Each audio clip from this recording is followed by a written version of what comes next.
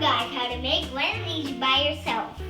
Where was your favorite place to travel? Definitely Outer Banks. Where? Definitely Outer Banks. For sure. Yes. Welcome to Vio's Travel. Where to go and what to see. With kids. Here is a list of supplies that you will need.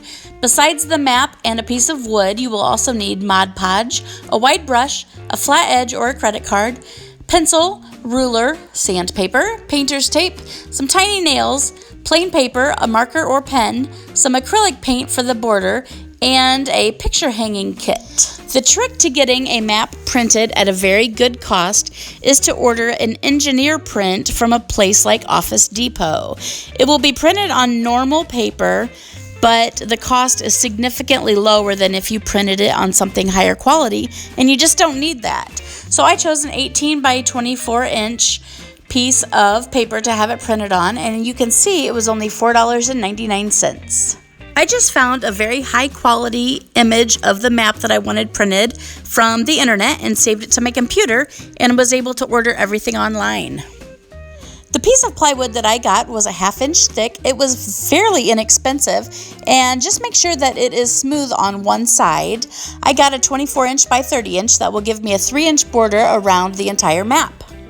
Next, you'll need a wall hanging kit. I chose a sawtooth hanger like this one pictured here. I found a package of 6 of them at Target that were maybe just $1 or $2. You'll want to center it on the back of your piece of wood and nail it down.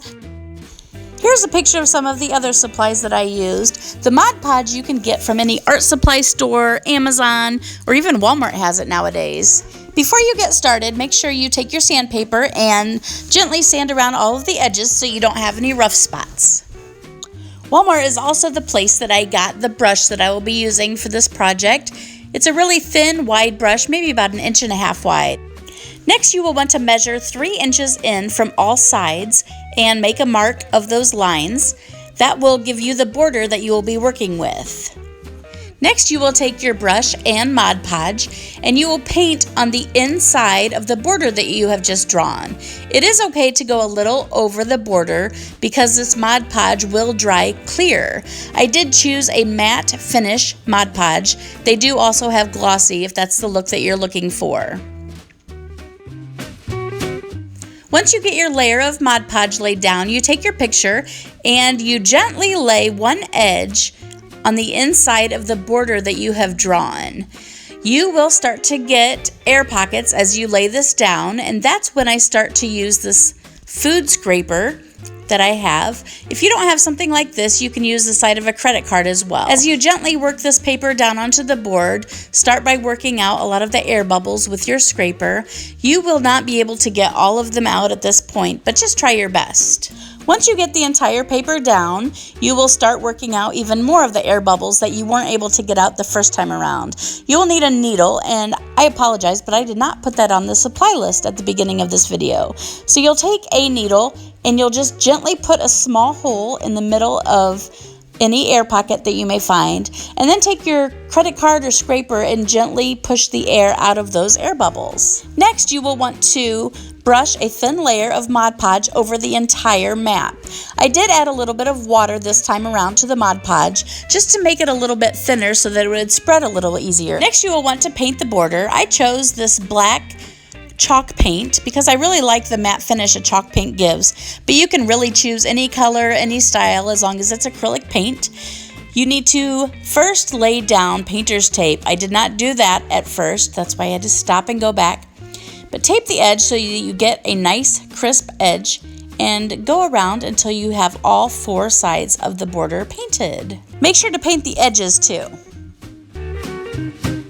After everything has dried, you will want to start making your little flags. I chose tiny thin nails so they would not make a big hole when I nailed them into my board.